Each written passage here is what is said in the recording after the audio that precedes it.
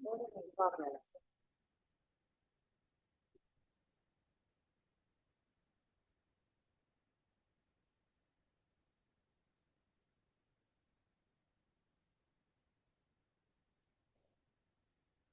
Assalamualaikum warahmatullahi wabarakatuh. My name is Fatimas Aisyah Dizafira. Today, I'm going to present my complete English syllabus designed for senior high school, specifically for grade 10 semes- first semester. The syllabus is based on Curriculum Merdeka, Phase A, and is aligned with Tesol principles. My presentation today will cover four main areas. First, the design rationale, why I designed this syllabus this way. Second, the structure of the syllabus, how it is organized. Third, the strength of the syllabus, what makes it effective. And fourth, alignment with federal principles, how it meets international standards. Let's begin.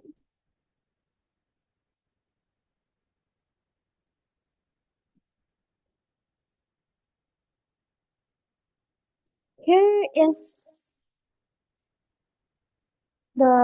let me explain the design rationale. Starting with the background, I choose um, senior high school, grade 10, first semester for several important reasons. First reason, this is a critical transition point. In Indonesia, students learn English starting from junior high school. Um, in SMP, English focuses on basic interpersonal communication. For example, introducing themselves, describing daily routines, and asking simple questions. But when students enter SMA or senior high school, the demands change. They need to understand academic genres like descriptive text, procedural text, and narrative text. Grade 10 is the bridge between these two levels. Second reason, the learner's age. Students in grade 10 are 15 to 16 years old. At this age, they are developmentally ready for abstract thinking. They can understand text structures, identify main ideas, and make simple inferences. They are also more aware of real-world communication. Third reason is the proficiency level. Based on national standards and the Assessment Competency Minimum or AKM, most grade 10 students are at CFR level A2. This is the wastage level. They can understand common sentences and everyday expressions. However, they are what experts call false beginners. They have studied English for 3 years in SMP, so they know some grammar rules like simple present tense and basic vocabulary of 500 to 700 words, but they cannot use them fluently. Their speaking and writing skills are weak. This is a common problem in Indonesian EFL classrooms. Fourth reasons is the school context. I choose an urban public senior high school because this is the most common context in Indonesia. According to statistics, most Indonesian students attend public schools in urban and suburban areas. These schools typically have class size of 32 to 36 students. Facilities are basic, an LCD projector, limited internet access, and no language laboratory. The syllabus must be realistic and work within these constraints. Based on this background, I designed a syllabus that specifically address the gap between what students know passively, grammar and vocabulary, and what they can actually produce actively, speaking, and writing. Now, let me share the needs analysis that involve this syllabus. I conduct a needs analysis following the model from Nation and McAllister's language curriculum design from 2010. I identified two types of target needs, academic needs and social needs. First, academic needs. What do students need to do in English for their school subjects? They need to understand short descriptive text about people, places, and objects. They need to understand simple procedure text with 4 to 6 steps.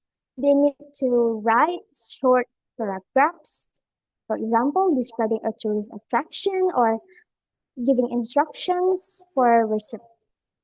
And they need to deliver short oral presentations of 2 or 3 minutes. Second is social needs.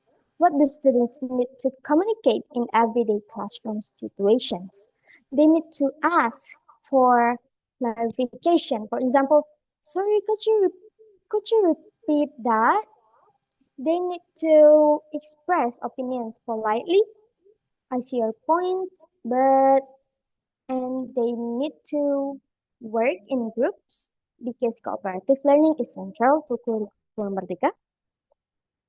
Third is the learner profile in detail. Students are 15 to 16 years old. Their proficiency is A2, low to mid. They have prior learning of 3 years in junior high school, so they know 500 to 700 words and simple present tense. But they are weak in productive skills, especially speaking and writing.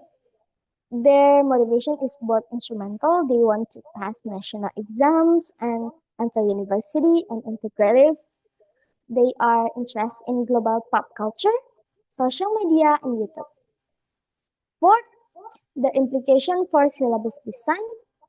Based on this analysis, I decided to focus on two text genres, descriptive text and descriptive text for describing people, places, and objects, and procedure text for giving instructions. These two genres are mandated by Kurikulum Merdeka and they are the most useful for real-world communication at the A2 level.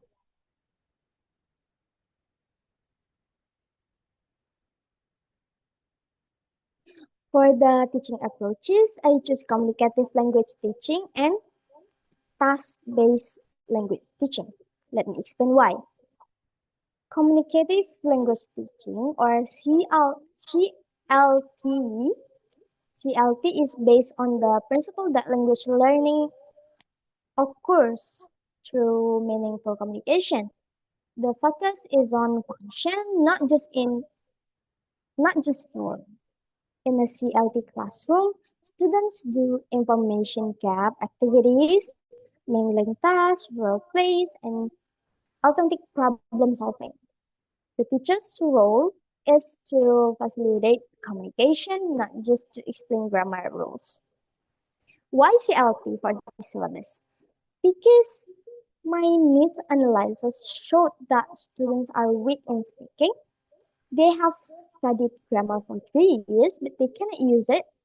CLT shift the focus from knowing about language to using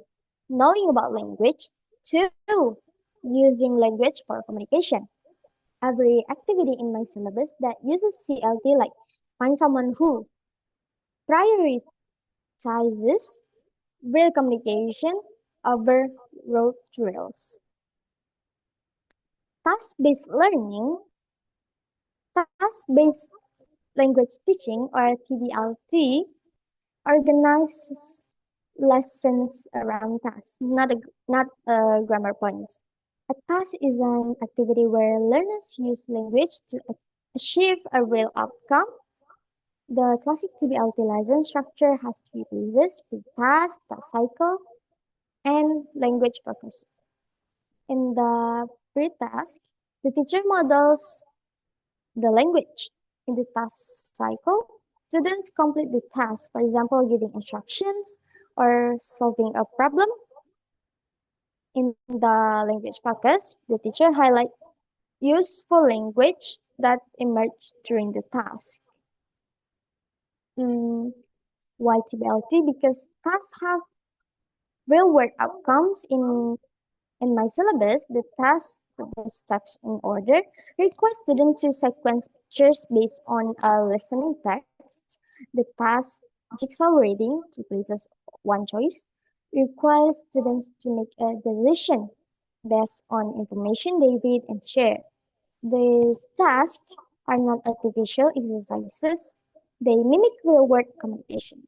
Together, CLT and TBLT address the two main problems identified in the needs analysis: weak productive skills and lack of fluency.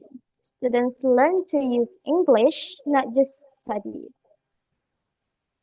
Okay. Now, let me explain the structure of the syllabus. The syllabus has eight main sections. Section 1 is course identity. This includes the school level, senior high school. The grade is grade 10. The semester is first semester. The course title General English. Time allocation 3 times, 45 minutes per week for 18 weeks. Total 54 class hours. It also includes the prerequisite completion of junior high school English at CEFR A1 to low A2, and the target proficiency CEFR A2 by the end of the semester. Section 2 is learning outcomes. This is the heart of the syllabus. It includes the capaian pembelajaran.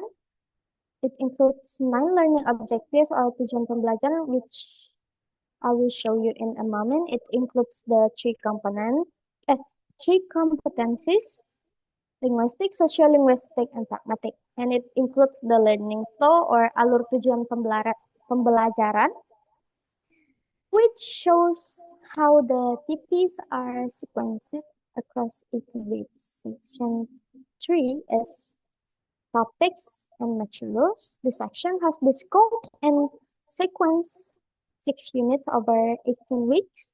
It also has language functions per unit and grammar and vocabulary focus per unit.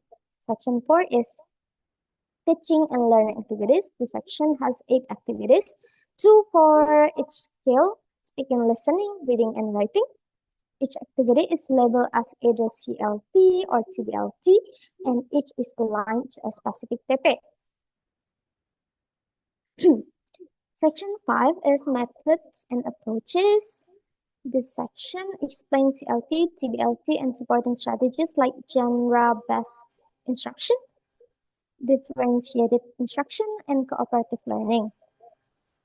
Section 6 is media and resources. This includes teacher-prepared text, visual aids, worksheets, audio materials, realia, recommended references, and optional digital media. Section 7 is assessment. This is a comprehensive section with diagnostic assessment, formative assessment at 40%, summative assessment at 60%, scoring rubrics for writing and speaking, and an alignment matrix. And finally is syllabus approval and appendices. This includes signature lines for the teacher, department head, and principal, plus 6 appendices with sample activities and assessment instruments. Now, let me show you the thematic units in more detail. The units are sequenced from simple to complex, both in text, length, and cognitive demands. Unit 1, myself and my daily life. This is a descriptive text about self. Text length is 1 to 2 sentences. Cognitive level is identifying facts. Weeks 1 to 3. Unit 2, my school and classroom. This is a descriptive text about objects and places. Text length is 3 to 5 sentences. Cognitive level is identifying and categorizing. Weeks 4 to 6. Uh, Unit 3, famous people I admire. This is a descriptive text about people, including Indonesian celebrities and local figures like Raisa, Modi Ayunda, or local athletes. Text length is 5 to 8 sentences. Cognitive level is describing and sequencing. Weeks 7 to 9. Unit 4, beautiful places in Indonesia. This is a descriptive text about tourist destinations like Borobudur, Lake Toba, or Raja Ampat. Text length is 8 to 10 sentences. Cognitive level is describing and comparing. Weeks 10 to 12. Unit 5, how to make it. This is a procedure text for recipes and crafts, like making a sandwich or folding origami. Text length is 4 to 6 steps. Cognitive level is sequencing and instructing. Weeks 13 to 15. And finally, Unit 6, how to use it. This is a procedure text too for everyday technology like turning on Wi-Fi or sending a voice note on WhatsApp. Text length is 6 to 8 steps. Cognitive level is sequencing and problem solving. Weeks 16 to 18. The progression is clear from self to school to people to places to receipts to technology. Each unit builds on the previous one. Text length increases gradually. Cognitive demand increases from literal comprehension to inference and problem solving. This simple to complex sequencing is based on the principle from Nation and Callister and from Yunan syllabus design. Let me now highlight the 7th strength of the syllabus. Strength number 1, need-based design. Every component of the syllabus, from the collection of descriptive and predictive procedure text to the learning activities to the assessment methods, respond directly to the analysis I conducted.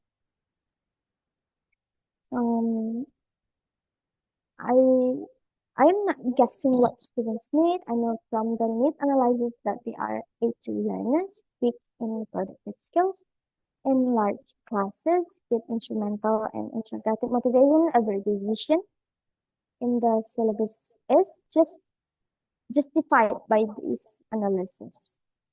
Strength number 2, clear progression. The syllabus moves from simple to complex. Students build confidence gradually and are never overwhelmed. Strength number 3, large class friendly. All activities are designed for classes of 32 to 36 students. The strategies ensure that every student participates, not just the competent ones in the front row. Strength number 4, local cultural content. The syllabus includes beautiful places in Indonesia with examples like Borobudur, like Toba, and Pantai Parangtritis, and so on and so forth. Students are not just learning English, they are learning to talk about their own country. Strength number 5, comprehensive assessment. The assessment plan has 3 types: diagnostic assessment at week 1, formative assessment at 40% include observation checklist, weekly exit tickets, assessment, and so on and so forth. Summative assessment at 60% includes a mid-semester test at week 9 and end of semester. Strength number six, CLT and TBLT integrations. Every activity explicitly uses one of these approaches. They are the activities are not traditional grammar drills or comprehension questions. They are communicative and task-based. Strength number seven, differentiation included. For every activity, the syllabus provides support for weaker students, like sentence frames, word banks, and slower pacing, and attention tasks for stronger students, like follow-up questions, additional steps, or optional video recordings. These seven strengths make the syllabus practical, replicable, and effective for Indonesian secondary school. And now, let me show how the syllabus aligns with the six principles for exemplary teaching of English learner. These principles are widely recognized as the standard for effective English language teaching worldwide. Principle 1. Know your learners. Tesol says that effective teachers understand their learners' backgrounds, needs, and strengths. And in my syllabus, I conducted a full need analysis. I identified the learner proficiency level, their age, their school context, and so on and so forth. Every decision in the syllabus is based on this knowledge. Principle 2, create conditions for learning. Tesol says that teachers should create a safe, supportive, and engaging environment. In my syllabus, I use peer work, not individual competition. I use peer assessment where students give positive feedback to each other. Mm, the activities are low anxiety. For example, find someone who is a game, not a task. Principle 3, design high quality lessons. Tesol says that lessons should have clear objectives, logical sequencing, and engaging tasks. In my syllabus, each lesson has a clear TP. Basic units are sequential for simple to complex. Each lesson follows a three-phase structure, opening for 10 minutes to build knowledge, main activity for 60 minutes for modeling and joint construction, and closing for 20 minutes for independent construction and reflection. Principle 4, adapt lesson delivery as needed. In my syllabus, formative assessment is at 40%. Weekly exit tickets show me what students understood and what they did not. Observation checklists during speaker activities show me which students need more support. There is also a remedial plan for students scoring below 70. I'm not locked into a fixed plan. I can adapt. Continuing with principle 5 and 6. Principle 5. Monitor and assess student progress. Tesol says that teachers should use multiple forms of assessment to track progress. In my syllabus, I have three times,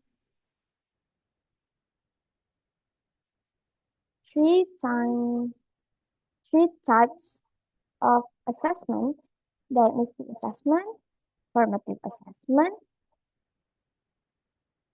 and summative assessment. I also have scoring rubrics for writing and speaking with four criteria on and four performance levels, and I have an alignment metric that show exactly which TP each assessment measures. This is comprehensive assessment. Principle 6. Engage and collaborate within a community of practice. Tesol says that Teachers should involve learners in collaborative learning and professional communities. In my syllabus, students do peer assessment,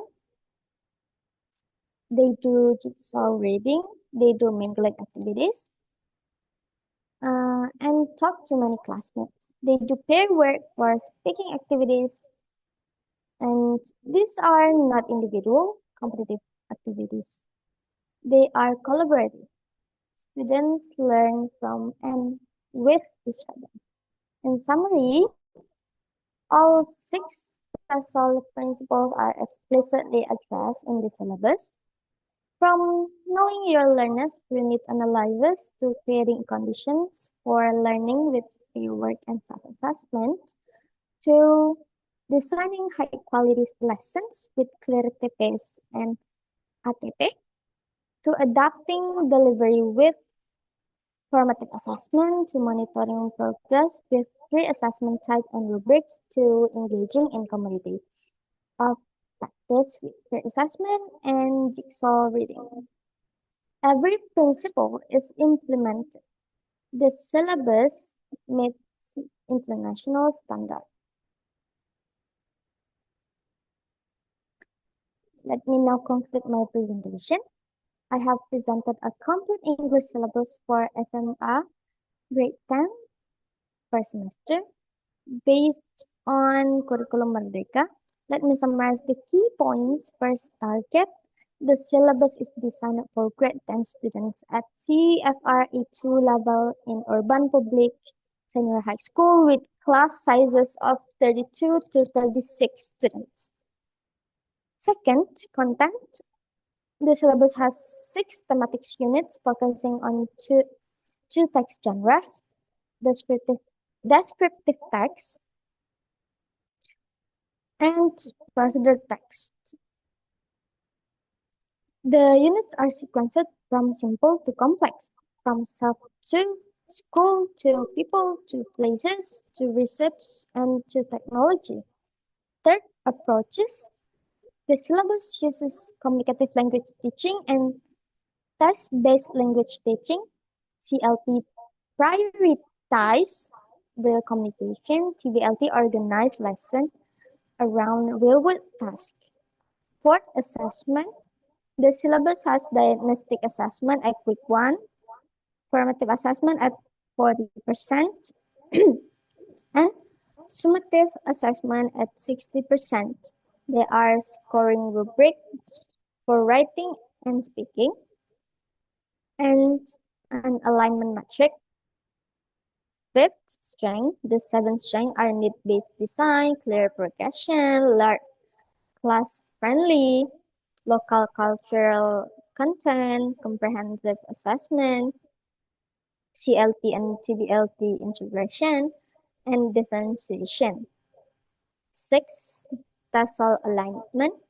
All 6 Tesol principles are explicitly addressed from knowing your learners to engaging in community of practice. This syllabus is ready for implementation in Indonesia secondary school. Okay, I think that's all for my presentation. Thank you very much for your attention. Wassalamualaikum warahmatullahi wabarakatuh.